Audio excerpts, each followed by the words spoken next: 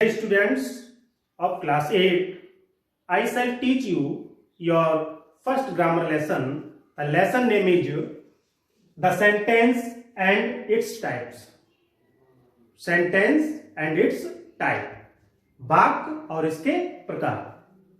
आज इस चैप्टर के अंतर्गत हम ये पढ़ेंगे, ये सीखेंगे कि सेंटेंस क्या होता है और उसके प्रकार क्या होते हैं।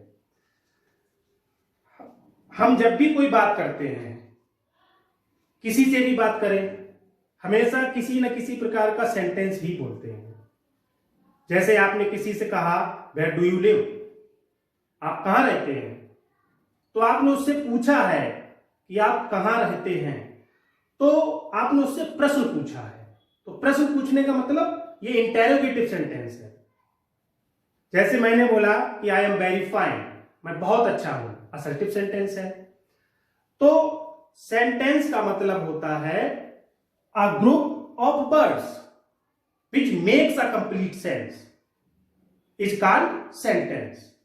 कहने का मतलब है अ ग्रुप ऑफ वर्ड्स, शब्दों का एक समूह, which makes a complete sense, जो एक पूर्ण भाव प्रकट करता है, एक पूर्ण भाव बनाता है, इज कॉल्ड सेंटेंस, वाक्य कहलाता है। लेकिन हमें यह भी ध्यान रखना है कि सेंटेंस में हम जिस वर्ड्स का यूज करेंगे वो एक राइट ऑर्डर में होनी चाहिए। For example, Sita is a good girl, Sita एक अच्छी लड़की है। तो इसमें हमने जो भी वर्ड्स यूज किए हैं वो राइट ऑर्डर में है। अगर एक शब्द का भी आपने ऑर्डर चेंज कर दिया, उसका स्थान चेंज कर दिया, तो आपका सेंटेंस भी गलत हो जाएगा और अर्थ भी नहीं आएगा। इसी प्रकार से आपका दूसरा एग्जाम्पल है ही रन्स वेरी फास्ट, वह बहुत तेज दौड़ता है। अब मान लीजिए हमने क्या किया कि इसमें से रन्स को निकाल के फास्ट के पीछे लिख दिया जाके। अगर हम ऐसा करते हैं तो उसका अर्थ बिल्कुल गलत हो जाएगा और उसका वाक्य का कोई मायने नहीं होगा। तो आपने समझ लिया होगा कि सेंटेंस होता क्या है। सेंटेंस का मतलब होता है शब्दों का एक समूह, और एक ऐसा समूह होना चाहिए जिससे सही अर्थ निकले। और ये जब ही होगा जब आप वर्ड्स को सही ऑर्डर में लिखेंगे। Sentence types, there are 5 kinds of sentence. Sentence कितने प्रकार के होते हैं? 5 प्रकार के। कौन कौन से? नंबर 1, असर्टिव सेंटेंस, विद सूचक वाक्य। नंबर 2, इंटेरोगेटिव सेंटेंस, प्रश्नवाचक वाक्य। नंबर 3, इंपरेटिव सेंटेंस, आज्ञार्थक वाक्य। नंबर 4, एक्सक्लेमेटरी सेंटेंस, विस्मयबोधक वाक्य। और नंबर 5, ऑब्जेक्टिव सेंटेंस, इच्छाबोधक वाक्य। अब मैं आपको स्टेप बाय स्टेप प्रत्येक सेंटेंस के टाइप की, जैसे पहला हमारा असर्टिव है, तो स्टेप बाय स्टेप इनको विद डेफिनेशन आपको समझाऊंगा। Assertive sentence. Assertive sentence means those sentences which makes a statement or declares something are called assertive sentence. It means assertive sentence यानी कि assertive वाक्य, विधिसूचक वाक्य वे वाक्य होते हैं जो एक स्टेटमेंट बनाते हैं, यानी कि कथन, जो एक कथन बनाते हैं, और अथवा डिक्लेयर्स समथिंग, किसी चीज की घोषणा करते हैं। घोषणा करने का मतलब किसी चीज के बारे में हमें सूचित करते हैं, असर्टिव सेंटेंस कहलाते हैं, विधिसूचक वाक्य। For example, Rohan learns his lesson. ये जो है रोहन लर्न्स हिज लेसन, ये अफर्मेटिव सेंटेंस है। सेकेंड एग्जाम्पल है आपका Sohan does not come here, ये निगेटिव है। तो we can say an assertive sentence may be affirmative और निगेटिव। अगर असर्टिव सेंटेंस आपका अफर्मेटिव भी हो सकता है और निगेटिव भी हो सकता है।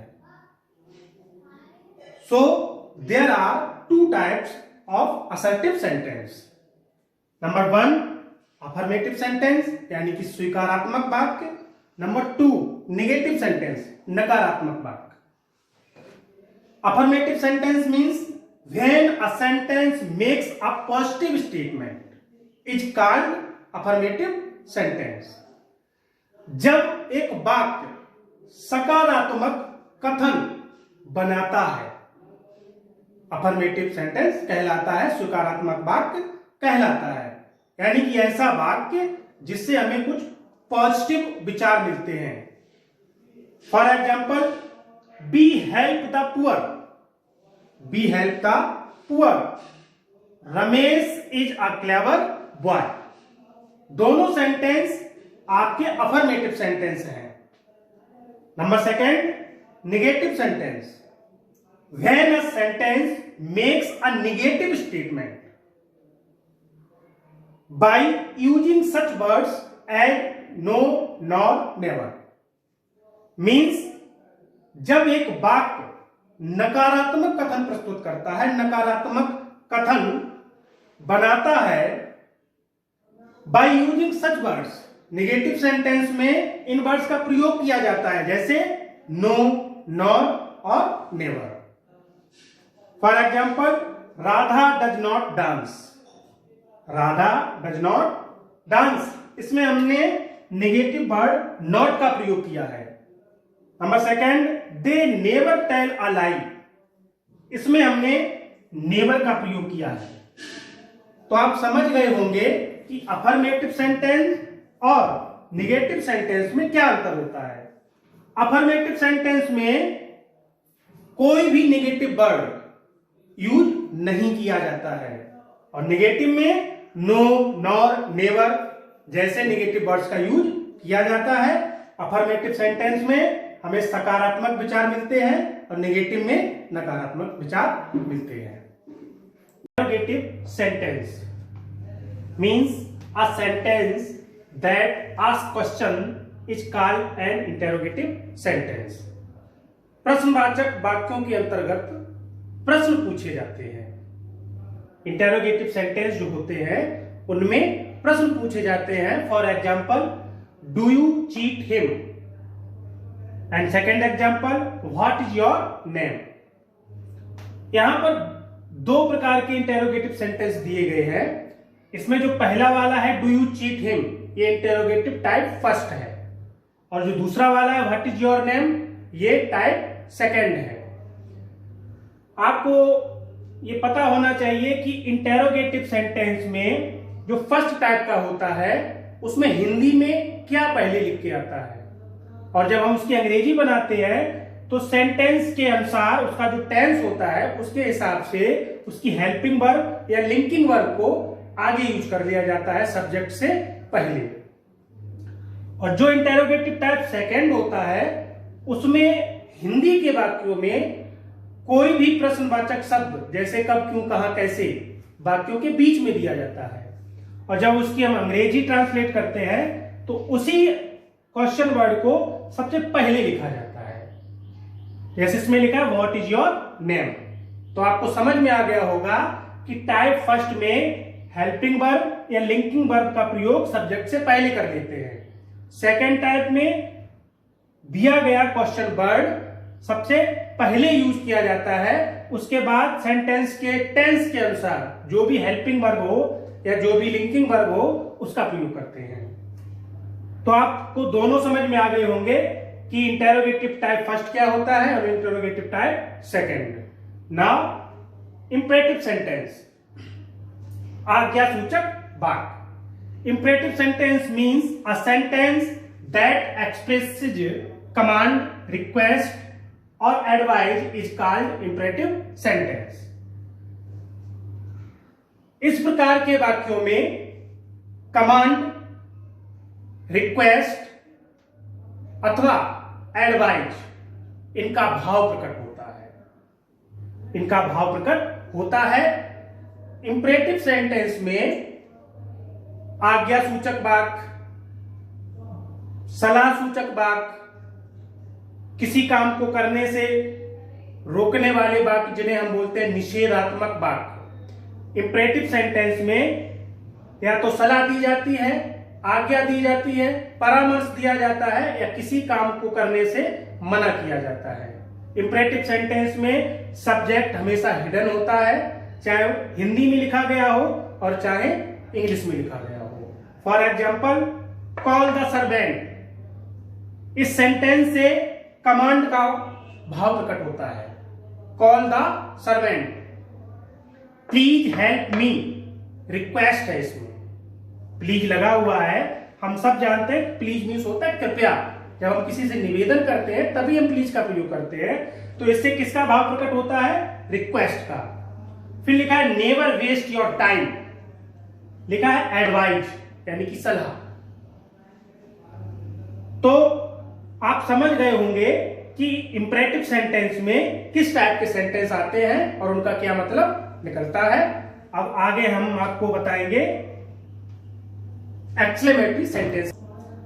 Exclamatory sentence, a sentence that expresses a sudden feeling और strong emotion of heart is called an exclamatory sentence. Means विस्मय बोधक वाक्यों में हृदय की तीव्र इच्छाओं को प्रकट किया जाता है। यानी कि एक्सक्लेमेटरी सेंटेंस में उसकी क्या हिंदी होती है? विस्मय बोधक वाक्य। एक्सक्लेमेटरी सेंटेंस ऐसे वाक्य होते हैं जिसमें विस्मय हो जाता है, आश्चर्य हो जाता है। For example, hurray we have won the match. जब हम जीत हासिल करते हैं तो हमारे अंदर एक अजीब सी उमंग पैदा होती है।